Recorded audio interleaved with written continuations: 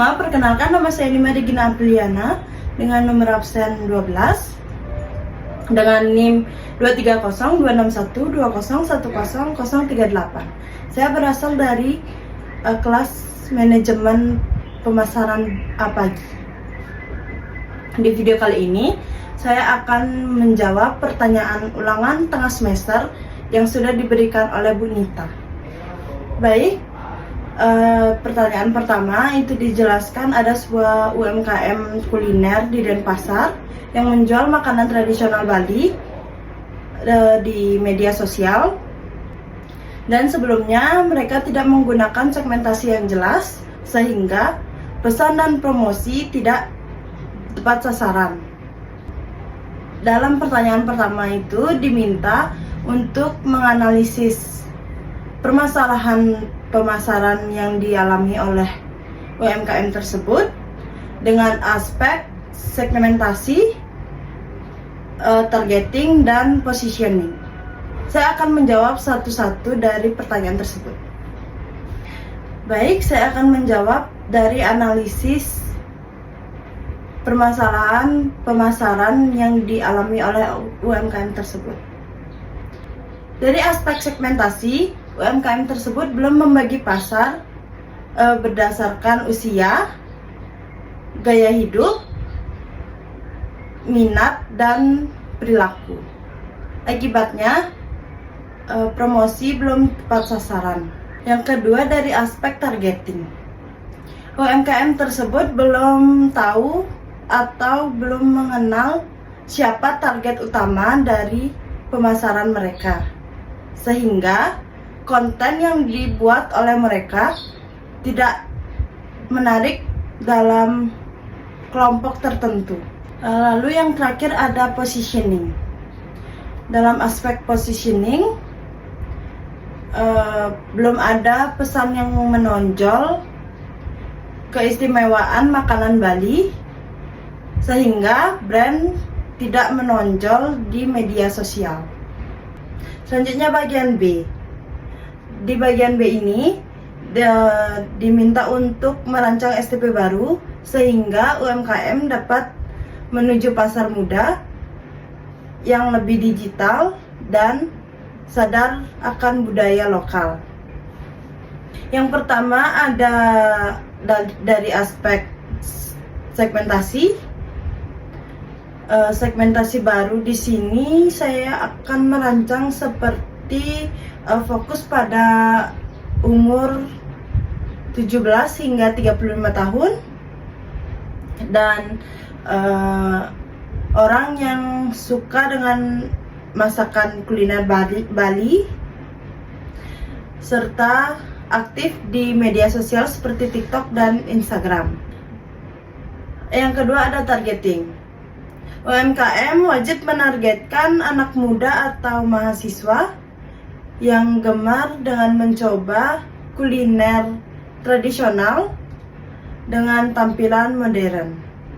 Yang terakhir ada positioning, yaitu fokus pada keunikan rasa lokal, tampilan yang modern, serta konten yang menarik di media sosial. Baik, selanjutnya pertanyaan kedua, yaitu dijelaskan adanya sebuah desa wisata di Gianyar yang mengajak wisatawannya untuk ikut membuat suatu kerajinan tradisional sebagai bagian dari pengalaman wisata. Nah, di sini diminta untuk menganalisis konsep co-creation antara wisatawan dengan masyarakat lokal. Jawabannya yaitu dari wisatawan tidak hanya membeli tapi ikut membuat kerajinan tradisional tersebut, dan masyarakat lokal itu membimbing cara-cara pembuatan dan teknik pembuatan kerajinan tersebut. Nilai yang tercipta yaitu pengalaman lebih personal, lebih bermakna, dan wisatawan merasa ikut berkontribusi. Masih di pertanyaan kedua, kita lanjut ke bagian B dari pertanyaan kedua, yaitu diminta untuk menjelaskan bagaimana co-creation meningkatkan customer engagement dan loyalitas. Jawabannya yaitu ada hubungan emosional antara masyarakat lokal dan wisatawan. Wisatawan merasa bangga karena ikut membuat produk kerajinan tradisional tersebut, dan masyarakat juga senang karena wisatawan bisa ikut membuat produk kerajinan lokal di Bali. Baik, pertanyaan terakhir yaitu nomor 3. Dijelaskan ada sebuah UMKM di Bangli yang menjual tas dengan bahan eceng gondok yang ramah lingkungan. Meskipun kualitas produk baik, tetapi penjualan masih rendah. Hasil survei mengatakan bahwa konsumen menilai produk tersebut kurang memiliki nilai pembeda karena kemasan produk sangat sederhana dan foto tidak menarik, serta nilai pesan produk tidak dijelaskan dengan baik. Nah, di sini pertanyaannya diminta untuk menganalisis faktor-faktor yang menyebabkan rendahnya persepsi value dalam UMKM tersebut. Jawabannya yaitu yang pertama ada desain produk tidak menarik. Desain yang sangat sederhana akan membuat produk terlihat tidak premium. Yang kedua, foto di media sosial kurang estetik. Visual yang kurang bagus akan memperlihatkan kualitas produk tidak premium. Lalu yang ketiga ada branding belum kuat. Dan yang terakhir ada kurangnya edukasi manfaat produk dalam UMKM tersebut. Yang kedua, tegaskan keunggulan dari suatu produk tersebut.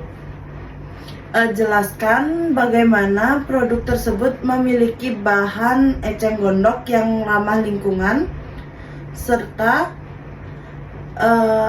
bahan anyaman yang sangat berkualitas. Yang ketiga ada gunakan storytelling saat menjelaskan definisi produk tersebut, seperti jelaskan bagaimana pembuatan produk tersebut, pengrajin lokal, serta nilai budaya Bali yang terkandung dalam produk tersebut. Jawabannya, strategi yang akan saya rekomendasikan yaitu yang pertama ada rebranding ringan, yang kedua ada produk bundling dan edisi khusus, lalu yang ketiga ada kolaborasi dengan influencer lokal, dan yang terakhir memperbaiki kualitas konten digital. Baik, sekian pertanyaan-pertanyaan yang sudah saya jawab, dan jika ibu kurang puas dengan jawaban saya mohon maaf. Saya tutup dengan terima kasih.